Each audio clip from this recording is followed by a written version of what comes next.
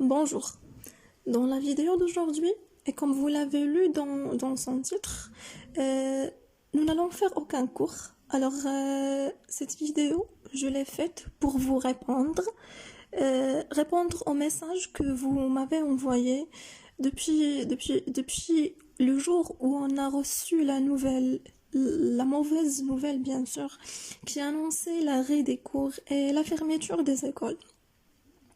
Alors, cette vidéo, je l'ai faite pour vous donner quelques conseils, des conseils pour vous organiser en cette période de confinement et pour que vous tirez au mieux profit de vos journées.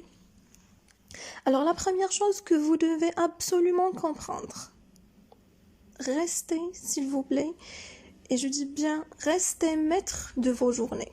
Alors c'est vous qui devez décider les choses qui vont occuper votre temps et non l'inverse. Ainsi, s'il vous plaît, ne laissez pas votre journée se faire envahir par des choses que vous n'avez pas choisies volontairement.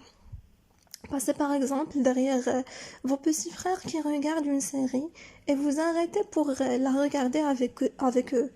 Ou bien recevoir une notification Facebook et passer 1 heure à regarder le fil de publication. Alors là, les exemples, ils sont innombrables, mais ils ont tous un point commun. Alors s'il vous plaît, dans ces situations, des événements vont happer votre attention. Ils vont vous faire perdre la maîtrise du contenu de votre journée. Alors, bien sûr, il n'est pas question de s'interdire de regarder une série ou bien d'aller sur les réseaux sociaux. Mais s'il vous plaît, si vous le faites, c'est vous qui devez l'avoir décidé en toute conscience. Alors, mon conseil est simple.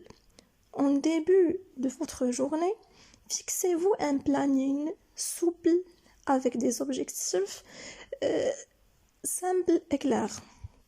Alors, par exemple, vous allez consacrer 1h30 pour la révision de l'éducation islamique, 1h30 pour travailler une lecture linéaire, 45 minutes pour regarder un épisode de votre série préférée, 1 heure pour lire ou bien écouter de la musique, 1h30 pour faire le plan détaillé de votre dissertation de français par exemple, 30 minutes pour réviser votre vocabulaire d'anglais, 40 minutes pour faire vos exercices de maths et 30 minutes pour cuisiner un gâteau au chocolat. Alors, et comme vous le remarquez, alors dans mon planning, je n'ai pas planifié toutes les 10 heures au travail scolaire. Alors vos journées, ils doivent être équilibrées et plaisantes. Pour cela, s'il vous plaît, les pauses, ils sont nécessaires. Mais rappelez-vous, vous devez vous fixer des objectifs clairs qui incluent votre temps de travail ainsi que celui de loisirs. Et comme ça, vous n'allez non seulement vous gérer mieux vos études, mais vous allez aussi profiter pleinement de vos moments de loisirs.